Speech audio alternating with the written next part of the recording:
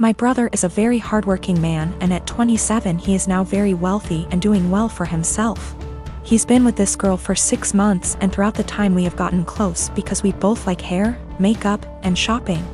I never knew there was anything wrong with their relationship except when she texted me last week saying she would love to hang out, but thinks it'll be inappropriate because her and my brother broke up. I asked her why, and she said she was sick and tired of auditioning to prove she was with him for the right reasons.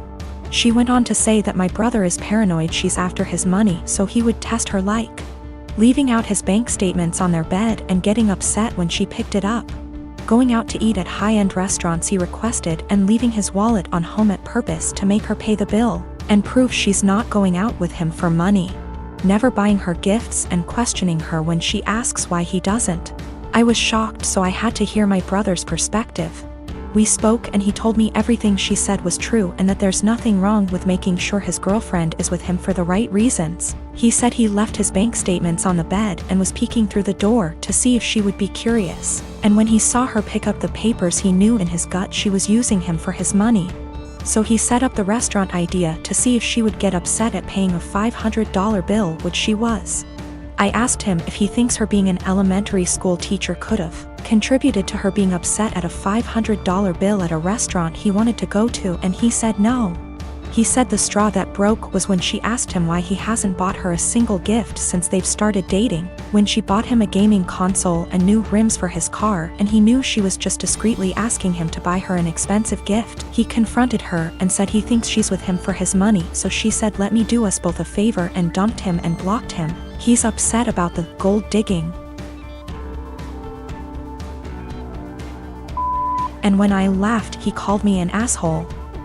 He said I would never understand what it's like being a rich man and being used, and I get that concern, but I told him if he thinks any woman will be okay with his tests and auditions, he's delusional as hell.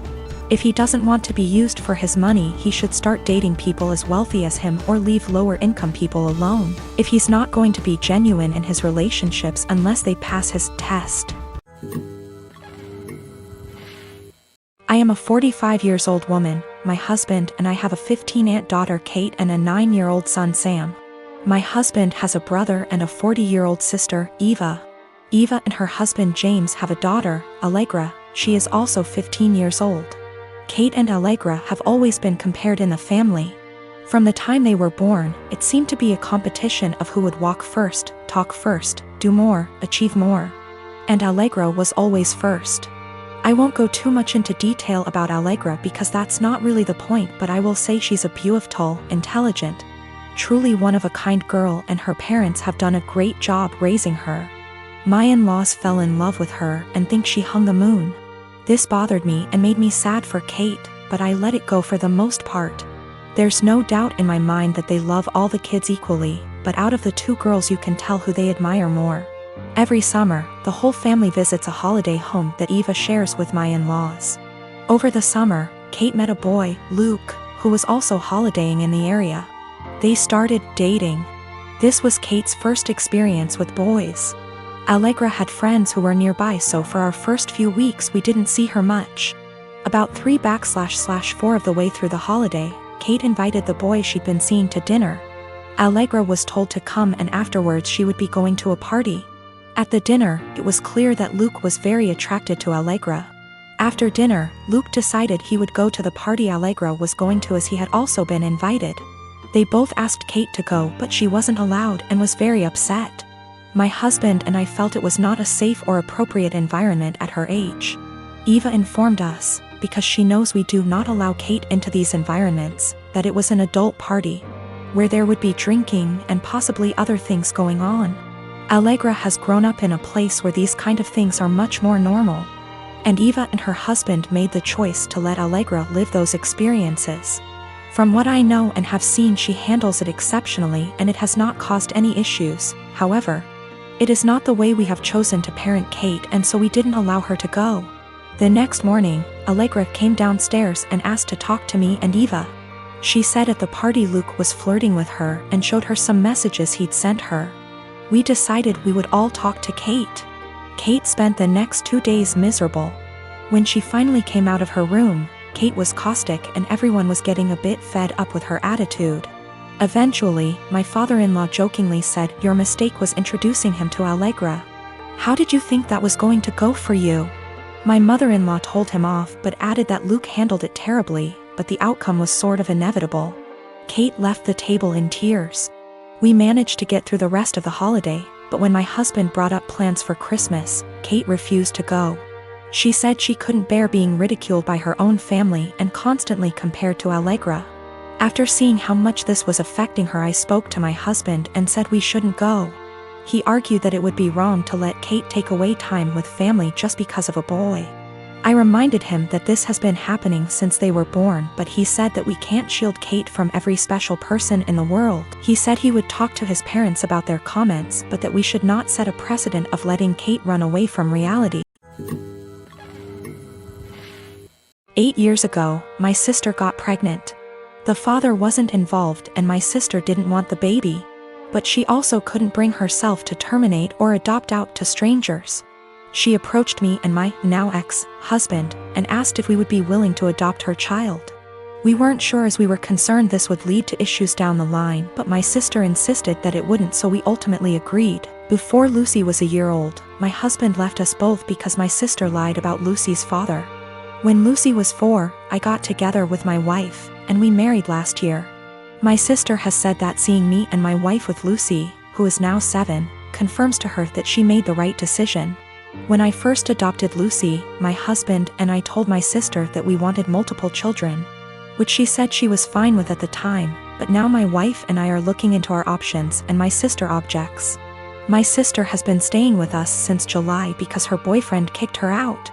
She keeps asking Lucy if she's sure she wants siblings. Lucy has said that she does, and telling us she's worried we won't be able to give Lucy what she needs. And then today happened.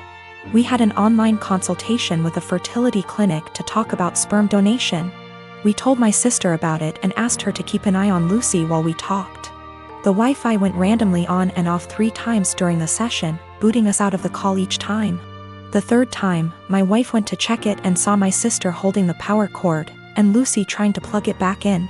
Lucy saw my wife and said, "Auntie keeps turning the Wi-Fi off." Wife plugged it back in, but we could no longer get into the session, and we got an email from the doctor saying that if the Wi-Fi is going to be this bad, then maybe we should try a more local clinic, as we can't do online consultations.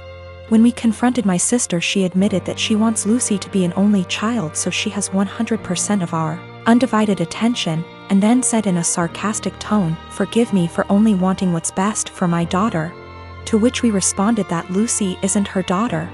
Things escalated until I said that my sister should go stay with our parents, and my wife drove her to their place. Since leaving, a few hours ago, she's apologized and begged to come back, and my parents have also asked me to take her back. But I've refused. They've all called me an arsehole for kicking my own sister out after one argument, because now she's unable to get to work. No car and too far to walk, and she's back in her childhood room while at our place she had a studio to herself behind the house. So my fiancé, female, 24 years old, and I, male, 27 years old, got engaged in May and are currently planning for our wedding in August. It's worth mentioning that I'm the sole earner because my fiancé is still in university. I've saved up decent amount of money to afford the wedding. Thing is, her parents get involved in everything, from picking the engagement ring on my behalf, to giving opinions on where we should rent, and now my FMIL is constantly giving opinions on our wedding.